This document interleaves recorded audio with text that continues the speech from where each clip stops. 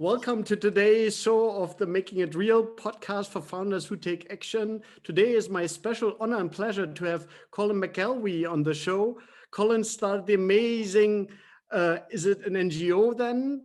Worldreader, that is bringing education to people that often have it hard to get education, but I'm pitching it wrong, I'm seeing. So Colin, tell us, what does a Worldreader actually do? And then we're going to take it from there and how you got started.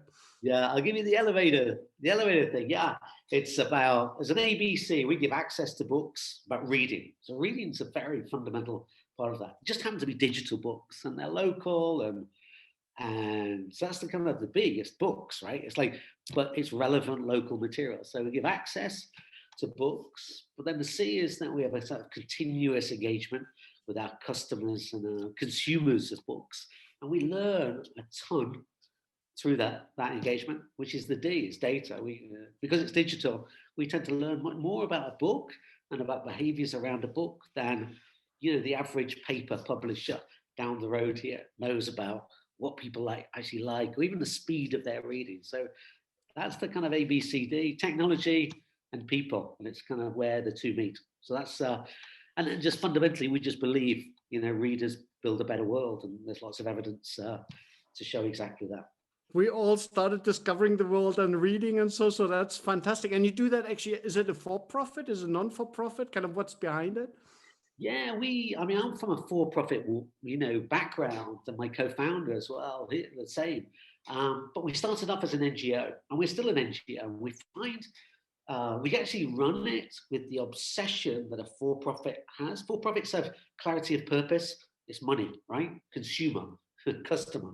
And we try to bring that culture, but into an NGO in structure, which kind of helps us by not being a for-profit, helps us to get a seat at the table with governments, other NGOs, as an honest broker, because we're all about actually making change. And it's kind of like bring the right disciplines and knowledge to the table, but make sure you're at the table. That's the thing. So we run it fiscally as a non-profit. Super inspiring as well, because there we are all about as well making it real and having an impact, and we see that can have so many forms as well. So interesting to see as well now how that works then for you, and interesting as well how you bring kind of the for-profit like purpose and some ways of management and clarity in the organization in the non-for-profit world. Tell us a bit as well, how did it actually got started then, Worldreader? What did you do personally before, and how did you make that transition? Yeah, I worked for many years in consumer goods marketing, firstly for dairy products, in short life lifespan, really, amazingly low margins, and you learn a ton around the disciplines of good sales and good marketing. I then moved into beer. My family are Irish, so it's kind of a natural place for me to be. Much higher margins, global brands, and had a lot of fun doing that. And in the meantime, between those two jobs, I did an MBA at a Sunny Business School. So I was in Southern Europe. I was actually based back in Barcelona, looking after Southern European markets for this beer company. And an opportunity came up at a Sunny Business School for a corporate marketing director, a board level position. And I'd always, you're at the school, and we know the school inside out. At the time, this is going back 20 years, I just saw this kind of like, not a sleeping giant. I thought, gosh, you could do so much more with this brand and this school. And together with a great management team, we did a lot. We brought about inspiring futures as a way, as a kind of brand calling, both externally and internally. Great rankings, and it was a real virtuous circle, sort of 2001, 2010. However, and I'll say this, a big however, I found myself working at the elite end of education. And a brand, if you like, weakness was when you're at the elite end, you just have to look out 10 years and say, okay, are we going to still be a great brand if we only work at the elite end? And so we started to think about scholarships, which have over time brought more talent, which is the key part of both at a faculty level and as a student level. And we brought talent from around the world using those scholarships. And great that Asadi keeps to do that. But I saw the lack of access to educational materials in other parts of the world, most notably Africa. And really, it just set my kind of like creative juices flowing. A good friend of mine, David Risher, ex-Amazon guy, ex-Microsoft guy, showed me the Kindle one day. And he's living in Barcelona. We knew each other for many years through our kids. And I remember I was in the gym just across the road here on a machine. I was going, well, this is about, you can get books through digital books to places where paper doesn't get to. And I'd learned quite a lot about logistics, both at Asadi and in beer marketing, believe it or not. And so I kind of came back, Googled Digital Books Africa, nothing, e-readers Africa, nothing. And it really just came from that kernel of an idea. I went to David and said, hey, what do you think about this? Amazon are going to be interested. Jeff Bezos, that guy, Bill Gates, he's got a foundation. You used to work kind of indirectly for him. Surely we can bring those guys on. And, David came back and thought about it deeply, very highly in demand guy, but said, yeah, one of the best ideas I've heard. Promptly made it, twice as good. And a few years later, we both, we had Amazon and Microsoft continue to be partners of ours, but many, many others. So it really came out of conversation, but having the hunger to have your antennae up and looking for new ideas. And also I just say, we did make a promise at Asadi about inspiring futures. And for me, it had to be, whatever the school had to do, it had to be big, had to be impactful, had to be real. This is called about making it real. And I don't know, I just kind of like struck me that creating education, bringing tech to the poorest parts of the world, you couldn't get better than that, as long as you made it work. And that's really where the original idea came from. Mm-hmm. So inspiring, so wonderful to start with that vision, to have that. But then what was it like, this feeling then, should I really go for that? You had no as well. Then at the start, you do have the income check coming in every day, and then say, hey, we have this NGO. We maybe haven't even founded yet. When did you actually found the company? Was there like a triggering moment then where you said, no, now we're going to go all in? Yeah, it's a great question. So I'm 57 years old now. So I was 47, 46. And I was sad, I've got a lot of friends, and we're kind of saying, what do you want to do with the rest of your life, right? And I've been very lucky in my professional and personal life. And I have great contacts and great networks. And for me, it was kind of like, what can I do with this knowledge, luck, and networks, frankly? And Asadi is an incredible catalyst of networks, So I was hungry for that. I thought about the monthly check. Absolutely. But it was kind of like, if I don't do this, no, I don't do it, I regret it. I'm going to learn a ton. Even if I fail and fall flat on my face, like in 12 months or a year and a half, I don't know what'll happen. But the worst possible scenario was I was going to learn a ton. So for me, it was a no-brainer. And I remember actually my boss at the time, I went to her and said, I'm thinking about doing this project. I'd love to do it. I'm going to do that. And she said, well, you're obviously thinking about doing it at the weekends because nobody resigns from Asadi. That was the thing. And I said, well, actually, I do want to do this. And it's kind of like for me. And it was kind of all of the energies aligned, if you like. So I totally respect people. Worldreader's been, we can talk about, has been a success, right? But I have so much respect for entrepreneurs, serial entrepreneurs that fail and fail and fail, but keep going. So I honestly can't say I've done that. I've done a few. I'm good at like bringing ideas to the table, and others have done it in the past. This has been sort of our idea, and it's been a success. But I have absolute respect for people that keep on trying, because I know what they're doing. They're learning. They're learning on every level, and so much experience to share. Mm-hmm. Wonderful. So this total conviction, if I don't do that, I will regret that forever. Having a strong partner as well here, to that help the co-founder say, okay, we're going to start, we're going to make it real. Tell us a bit, how did you actually then get started? What were the first steps to test it out, to see if it could work like that? How did you finance it? How did you get started? We actually started physically in my office in a setting. So we said to Amazon, said, okay, we started with the Kindle, actually, as it happens, right at the start. We've moved on, we were on mobile phones and tablets and Android or whatever right now. We started with the Kindle. So we said to Amazon, listen, we want to do this, give us a few samples. So they sent us 30 Kindles. They were great, and in fact, the Amazon Kindle team said, we work 16 hours a day and ostensibly to make money, because that's the customer, whatever, it's Amazon. But like, this is what we create this technology for, to take it to places where, it wouldn't otherwise get to. So, and I remember at lunchtimes, David used to come into my office and we used to, we'd have a couple of hours and we'd be charging up the Kindles, loading them. I remember nobody, even Amazon, had done this at that time, putting 30 books on 30 Kindles. Amazon were very good at putting one book on one Kindle or one book on 6 Kindles, but never 30 books on 30 Kindles at the same time. And so we kind of like wrote some software or worked with Amazon to actually do that in a seamless way. And there's a few pictures of me and David there right at the start. And then we got that ready over a few weeks. I had already sort of like informed the school I'm going. And I left at the end of February in 2010. I think by the 10th of March, I was in a school in a rural part of Ghana.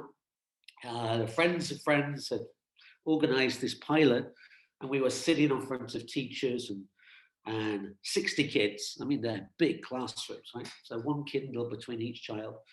And really doing something I learned at a study was, they call it design thinking or human-centered design or whatever, but frankly, just observing, see what happens, right? Not saying that's the panacea, it will work, which, by the way, so many things in developing countries go wrong like that. But Jan, you know this. If you're at Procter and Gamble and you say, I have the best toothpaste in the world, you don't know the consumers, and you throw it at the market and it fails, then you deserve to get, the sack shot, right? You have to observe the market and test things out.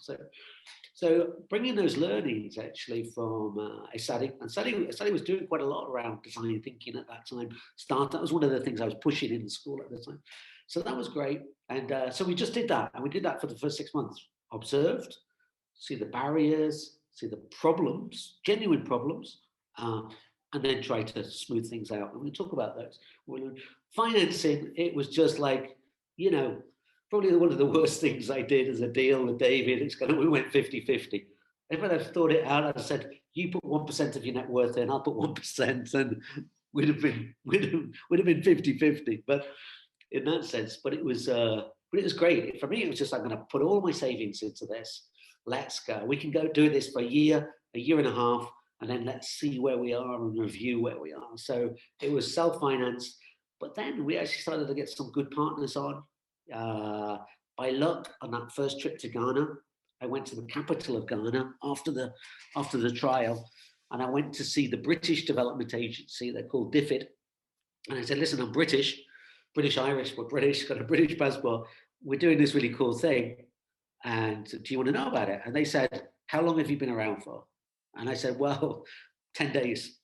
So they said, come back in 5 years, right? We don't want any idealists. We're not going to waste that time with you guys.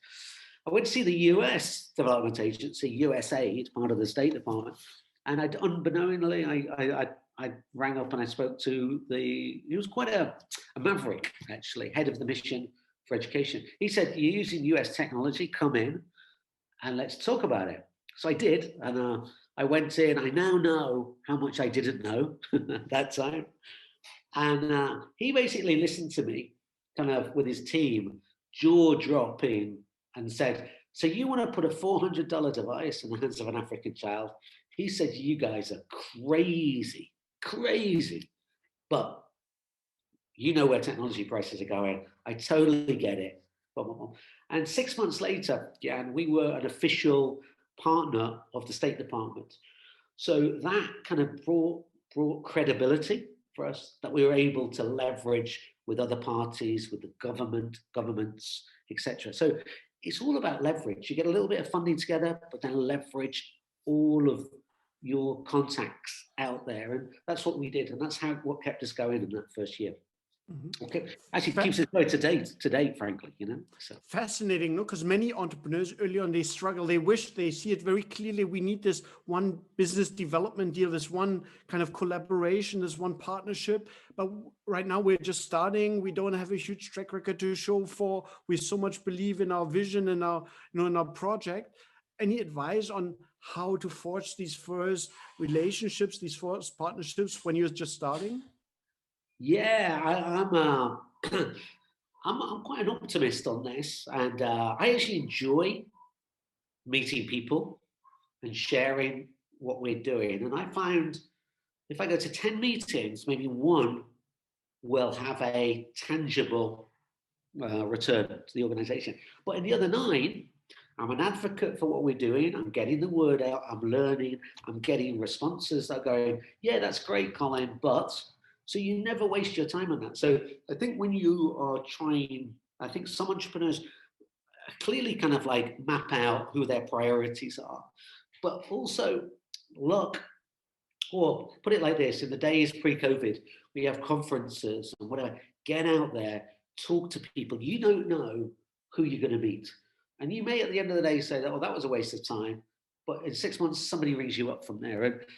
And I'm saying that in a slightly optimistic fashion. I'm very planned in one sense of what I do. And then I'm kind of like, whatever. What about what I want to do? Sit in front of my computer in my house, pre-COVID, I'm talking, and just go, okay, good things are going to happen. You got to be out there. You got to be talking to people. And so I think it's just that optimism is really, really key. So it's planning, but have a sort of little bit of chaotic optimism.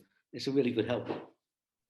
How would you do that now during COVID? No one, so many people are struggling with kind of meeting actually in person as well. Any advice there? How do you currently do that? It's really funny. I probably do more networking now than I would have done, pre-COVID, because you can join conferences, you can get in, you can get speaking opportunities. One thing that I was a founding member of through Worldreader of Davos last year was an organization called Catalyst 2030. In fact, I actually came up with the name for that because that's exactly what it is. It's the Sustainable Development Goals 2030. And it's a group of organizations that were about 50 strong 12 months ago. Now they're 700 strong, and they're all social entrepreneurs. So happy to share the link for this. If people entrepreneurs or social entrepreneurs want to get in contact and want to join that. It's a movement. It's a movement around the SDGs, the Sustainable Development Goals, but it's like Worldreader can't do this on their own.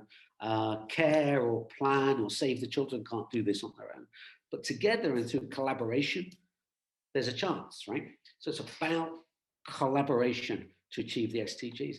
Now, being a founding member on that, I've been part of that as it's grown and grown and grown. I'm on 2 or 3 calls a week with Catalyst. And I can't tell you how much I've learned about other sectors, other geographies. And it's really it's a great way to actually, for us to be there and to be, if you like, a shop window for what we do. But boy, I've learned about tens and hundreds of other organizations and what they're doing. So I found COVID through Zoom to be incredibly valuable in terms of learning. And I'd also say a thing as well. I spoke to a friend of mine yesterday. He's done courses, on at all sorts of famous universities around the world, on everything from ornithology to design thinking. Right? So you choose your passion. I think this is the time to actually invest in yourself, and the barriers to get that sort of knowledge have come right now. So you may not meet the people face to face, but you can still network over time effectively and build trust and build those bridges. So but I been a social animal. I can't wait to get on a plane again and get back to meeting people, especially in Africa and India and South America, where we're working. Mm-hmm. So maybe on the networking side as well, many people are interested in the developing world and building initiatives there, projects there, their own ventures there. Any advice on, because there oftentimes relationships do matter, knowing people, and so any advice how to work this? And I assume as well many countries, the countries are quite different, and so, but maybe some journalist advice how to get a foothold there. Yeah, absolutely. So there's a phenomenon, and I was very aware of this when we started, but really the kind of like the global north, let's call it Europe and the United States, kind of talking down to the global south. And it's not normally explicit, but it's a kind of like, hey, we have these solutions and the means, take them, right? So that might have worked 20 or 30 years ago, or worked in inverted commas. It clearly kind of didn't work, right? Because those systemic problems continue. To build those partnerships, you have to have humility with local, not just people, but with the organizations. Because at the end of the day, and this is so common sense in the business world, right? So you have a great product built in Germany or the UK, you take it to, take it to a country like Kenya, for example. If you don't have a local distributor that knows local customers and knows local consumer habits, doesn't matter what your product is, doesn't matter, it ain't gonna work, right? So you have to go in and say, we can bring this part of the package, but you're the key, because you know this. So when we're talking about not-for-profits and some of the problems not-for-profits are trying to solve, and in our case, it's, I'm going to say in inverted commas, just reading, but creating a habit around reading, you have to have local expertise that is really telling you what to do, what's good about what you're doing, what could be improved to make it work. And that's the fundamental thing, which is, like I say, that's marketing 101 in the business world. And I'll repeat that many times. I've learned, and I bring over so many disciplines from the business world into what we do, because a lot of the not-for-profits don't have that clarity of purpose, and have lost that feeling with the customer and the consumer. Or I'll say not that feeling, they might talk a good talk, but it's about doing it, and doing it every day with humility and grace and open-mindedness. And that's really, really essential. And I can tell you, your local partners will suss you out very quickly if you're the real deal or not. And like I say, this is kind of keeping it real. But if it's real, you are making it fit for purpose locally. And that's the best advice I can give any entrepreneur working from the global north into the global south. Mm-hmm. Tell us a bit where Worldreader is right now, and then maybe in very quick terms, because because of the limited time we always have on air, how you actually got there. Yeah, so we work inside schools and outside schools. Inside schools on devices now, like Android tablets and whatever. We get to about 300,000 children and teachers, mostly in sub-Saharan Africa, but we've done quite a lot in India recently. We also work on mobile phone outside of the school, because mobile phones are not allowed in a school environment for good reason. So this is a feature phone, which a lot of people have to have. I remember that one. Like a Nokia, like this is well, people are using about 60% of, we get on about 25 million feature phones a month. And there's a long tail of people that interact with our library, our app, but it's a library of books, local books on there. But we've learned a ton about what people are reading and what they're not reading. Great books that sometimes people don't read because on that small screen, they can't engage. But other books that are much more simpler and immediate to interact with. So we're very strict on what we measure as a reader. So it's not something that just comes on our platforms and just messes around for 30 seconds or whatever. Many app owners would say they're a user, right? So we have a very high bar. The person has to come on, has to look for a book, find a book, engage with that book. And we can, in an anonymous way, measure if they are really reading or they're just flicking through. And we have a tremendously high bar as an algorithm that determines whether that person has become a reader and is coming back, etc., etc. So we've got to about 17 million children and young people over these 10 years. And every year it's getting faster, and we get more and more distribution, and we're learning more and more. So in terms of that's our impact to date. Going forward, it's really just building that up. One of the things that we came to this and said, scale, because there are 800 million people that are illiterate in the world, 800 million, but that underestimates the lowly literate. So there's about 2.5 billion more people. So we're talking about 3 billion people plus as a market. So if we can't become a big part of that directly or indirectly through our partners, then we're just going to be remaining a drop in the ocean. So we want to accelerate our impact to get to many tens, if not hundreds of millions of people more in the coming years.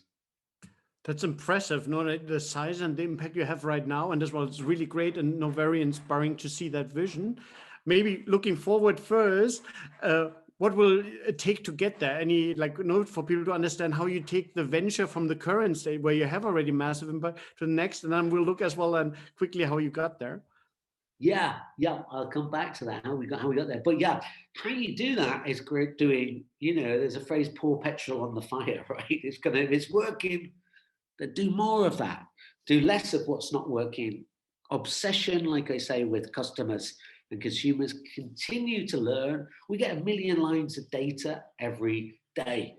And we have a team of data scientists working on that to actually understand, again, what's working, what's not working, country by country, because you can tell where that data is coming from.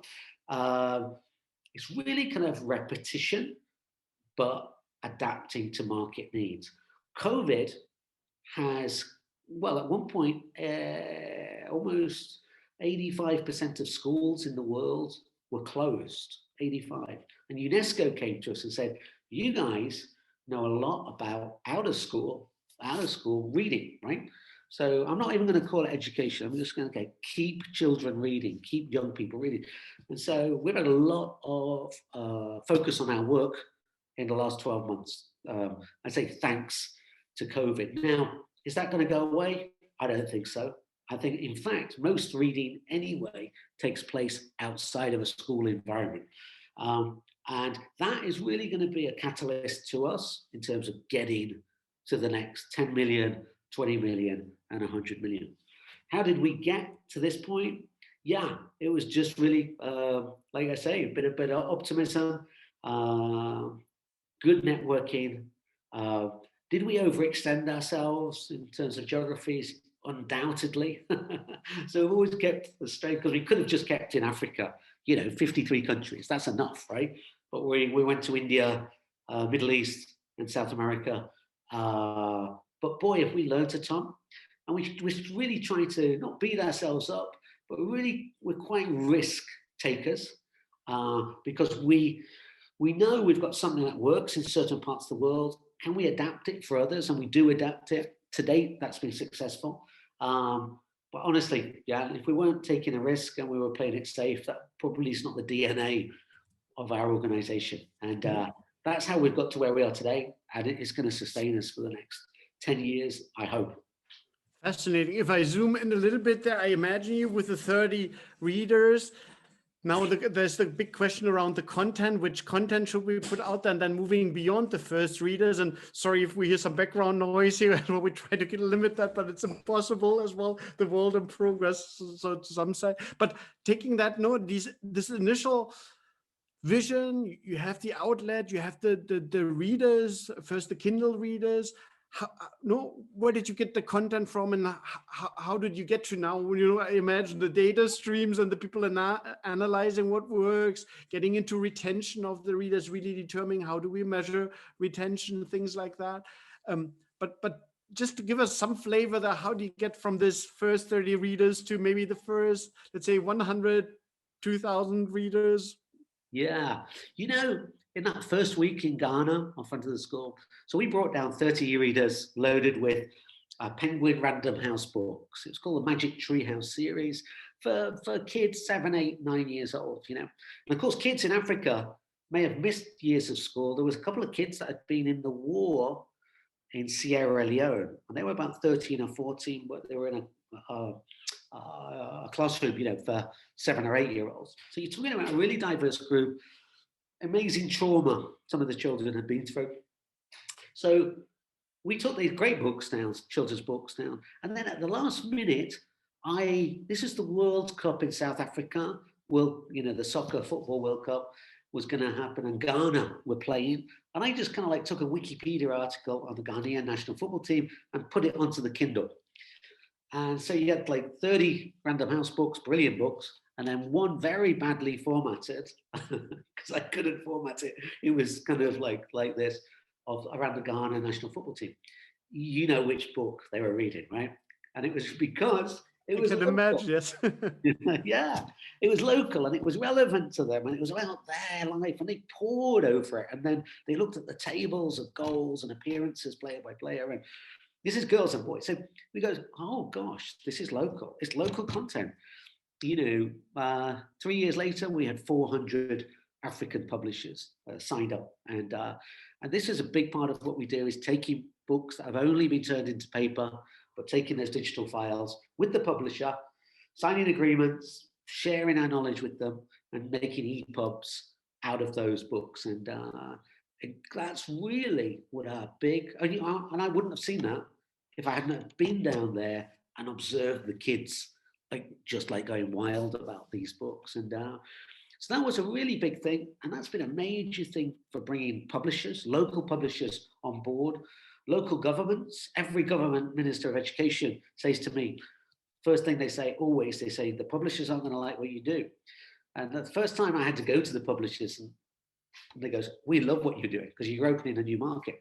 So now before I go to see governments, I go to the publishers first in the country, sign up, half a dozen of them, and then go to the government. And governments go, right, if the publishers are on board, then this, because they see a profit in this and an income stream coming from assets that they've already created, except just like turning them into EPUBs. So, Jan, if there's just one thing, it's local content, but actually building an ecosystem, a real business ecosystem for others around what we do. That's what's going to sustain it. And I'm very direct, say, if we collectively got hit by a lorry or a bus tomorrow, that ecosystem would live on. It doesn't need us. We can be the catalyst, and we'll continue to be the catalyst wherever we go. But some countries like Kenya have put, into their national budget, not just edutech, education technology, but books, content. And now they create that, and they use our data, and they use a lot of our publishers and whatever. Do we get any money out of that? Actually, no. But if we contributed to that decision of systems change in Kenya, we have made a contribution to that. And so that's how we roll, if you like. It's really bringing best practice to play, because that is digital. It's the only way, actually, you can get books to people in rural Africa that already have 2G. They have 2G. 2.5G is, in fact, enough for books. That's all you need. So that's going to be, if you like, our catalyst.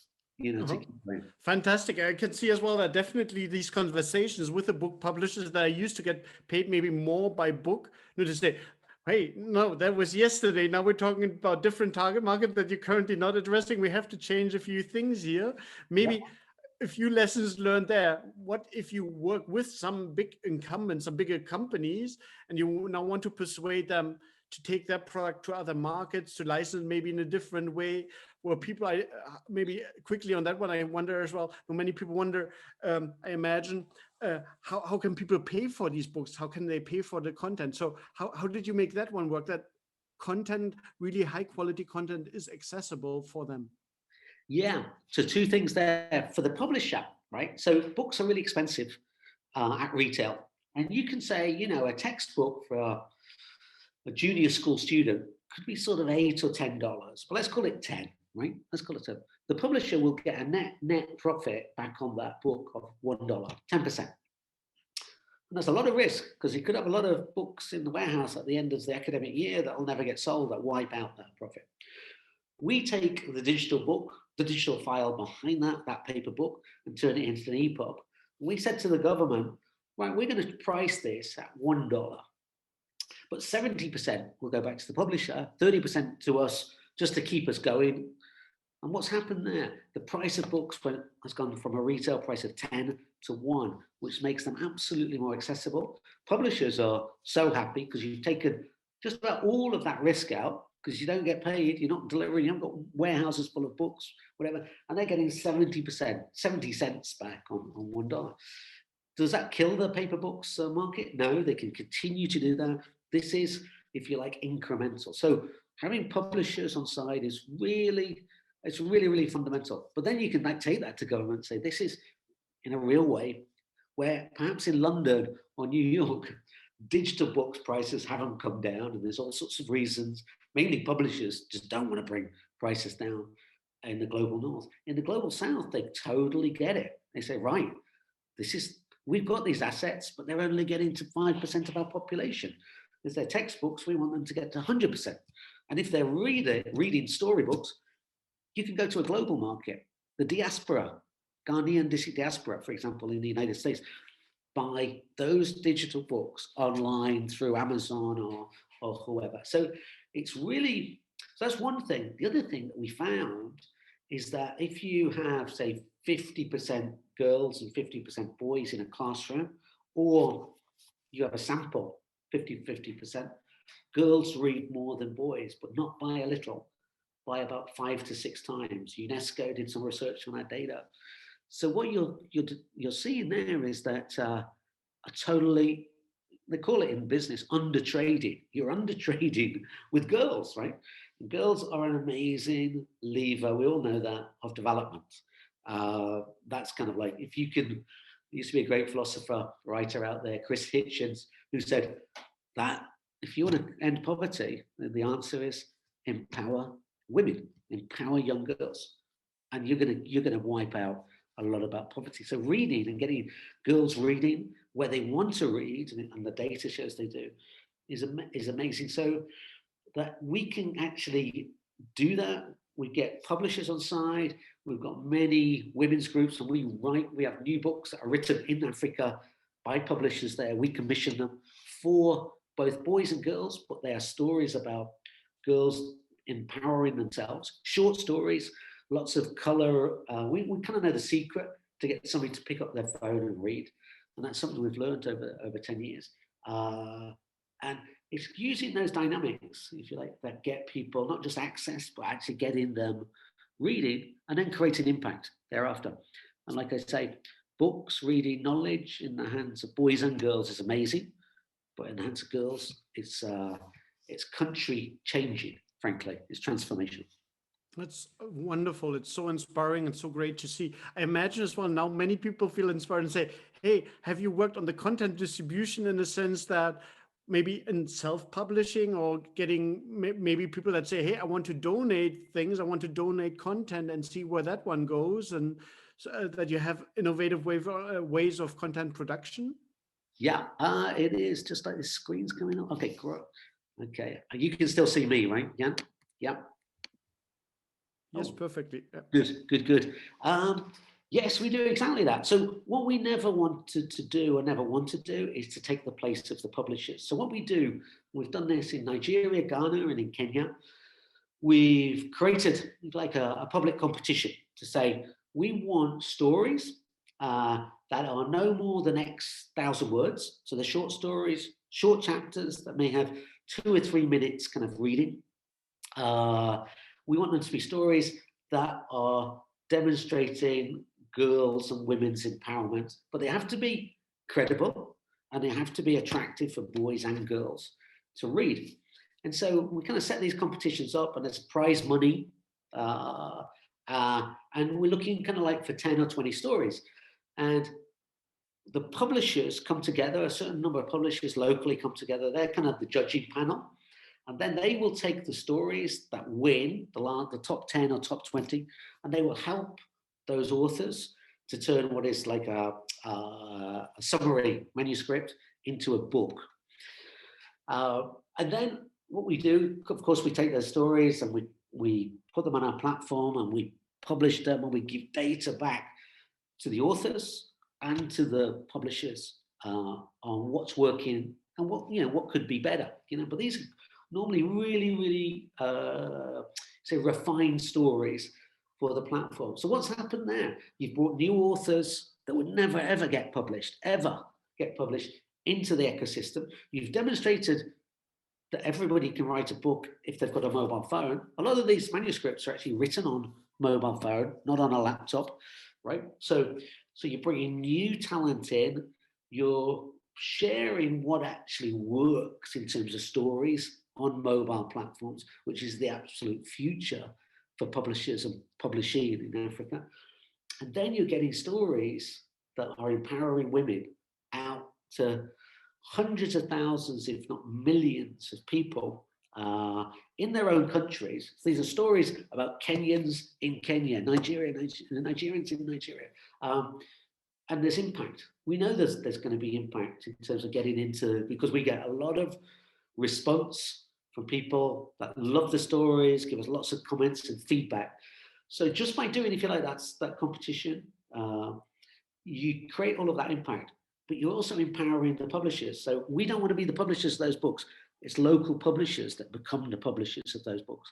So, that's been highly successful in what we've done. Wonderful. We're getting towards the end of our show today. Two more questions here coming up. One, you're touching so many lives, millions of people's lives, getting them to read.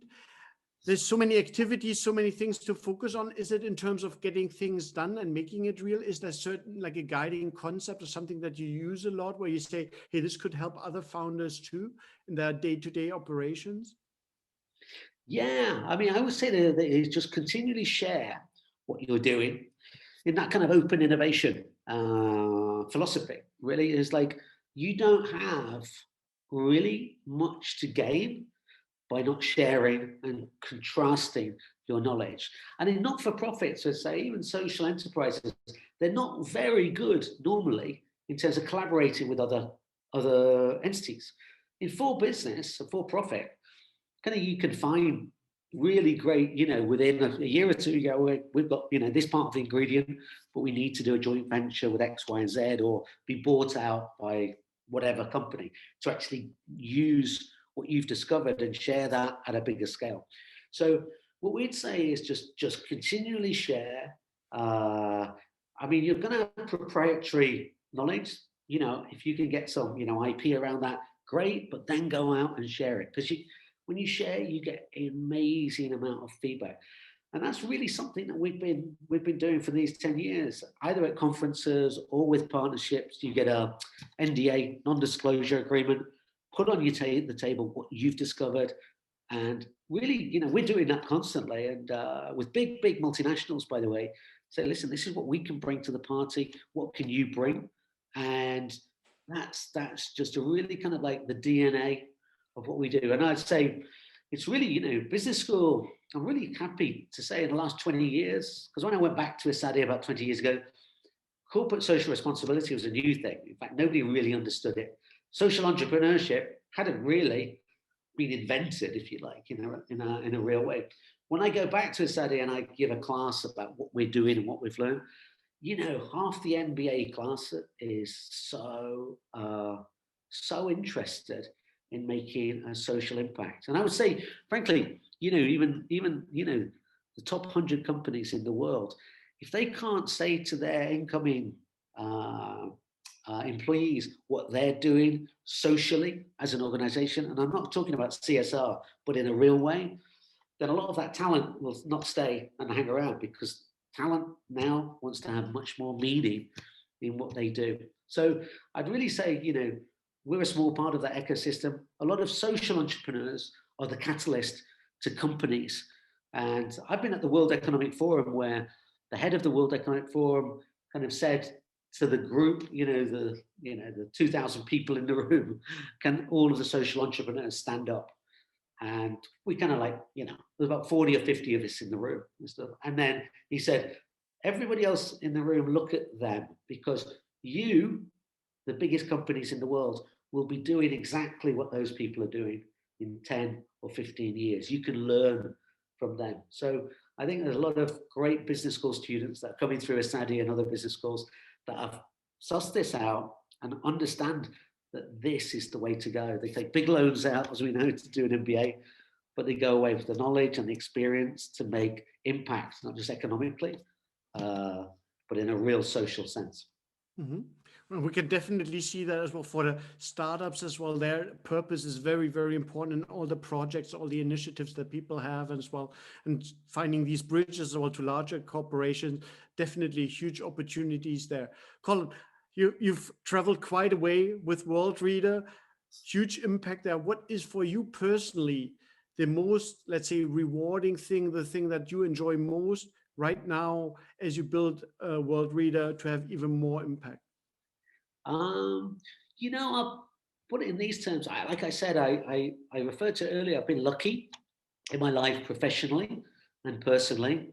We live in this beautiful city of Barcelona, but I've been able to bring a lot of that into an alignment with something that kind of really squeezes my knowledge that I've learned today. But I'm learning constantly. I'm learning from so many other people, seriously, day in, day out. And like I said, I'm not a youngster, and I was talking to somebody about, retirement, like a few days ago. And I was thinking, well, I'm not going to retire from this. Whatever I do, if I retired tomorrow, yeah, I'd be looking for a job like this to stimulate me, and to get out there and to do something meaningful. So while I've got it, I'm going to keep doing this till I drop. So for me, I consider myself very, very lucky to have found this. But through my life, I've met incredible people and great people like yourself, Jan, and other people through the SADI. It's a great school and with a great heart and great talent. And I just kind of use, if you like, those networks and those assets really for at least a public good in the area that I am. So really, I have lots of ambition, but not necessarily to do another thing, just to do more and more and more of what I'm doing at a much, much, much bigger scale. And I can wonderfully see that, no, yeah, and the energy that you have. And I think as well, the best of all, when people think of should I really go in, and so is if you can start a project that you would never want to retire from, because you're so excited and you want to just build it out further and further. I think that's really the most rewarding, maybe the thing that people really should aspire to. Colin, thank you so much today for taking the time, sharing all these wonderful insights, and all the best for Worldreader for even leveraging a much bigger impact and getting the people to read. And then as well, I think really changing the world by that. Thanks so much, Colin. Thanks to you, Jan, and to Asadi. I'd say, if anybody listening to this wants to contact me, we can leave my details there, or has ideas of collaboration, please, because this is all part of the learning thing. And it goes both ways. So what's the best way to reach you then? Well, you can find out on Worldreader, but you can write to me at Colin with one L at worldreader.org. That's my personal email. Very happy to hear from anybody about, feedback about this, and also, what we could do better, if there's ideas out there. Maybe there's an exciting way as well for entrepreneurs to work together. Thanks so much, and much looking forward to the next steps there and the big impact you'll have with Worldreader. Thanks so much, Colin. Thank you.